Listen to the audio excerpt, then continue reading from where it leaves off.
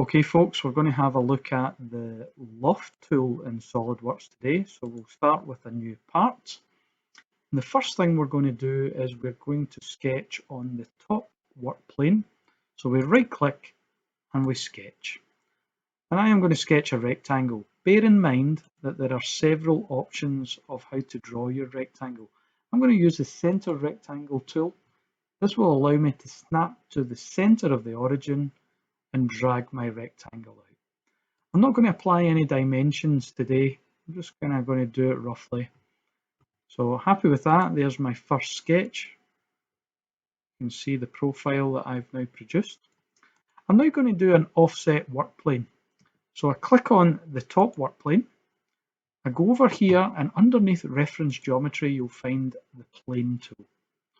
So we select that. And all we need to do is type in a size. So I'm quite happy with 50 millimeters, but I could have reduced that down to 25, but I'll keep it at 50. I'm happy with that.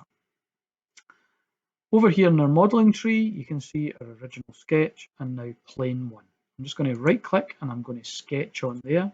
Again, I'm going to sketch a rectangle. If we press Ctrl A, it allows me to look straight on. Just a handy little shortcut that you can use. I'm going to draw a smaller rectangle. Something like that will do. And we'll exit sketch. We just have a wee rotate. Control 7 is a handy shortcut as well to get it isometric. We can see our two profiles. If you find that the visibility of the work plane gets in the way, just right click and hide it. So there are my two profiles.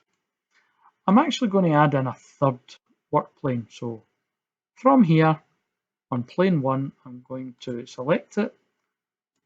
Underneath reference geometry, click on plane, and I'm going to do another offset work plane of 50 millimeters. There it's there, plane 2. I am going to sketch on there. I'm going to sketch a rectangle. We'll Control 8 so we're looking straight on. And I'm just going to snap to the center of the origins, and I'll make this one the same size as my original profile. Exit sketch. Have a wee spin about. Again, just turn the visibility of the work plane off by clicking hide, and you can see our three profiles. At this stage, it's actually relatively quite simple to do the loft. So we click on, as SolidWorks calls it, a lofted boss. So we're going to loft between three profiles.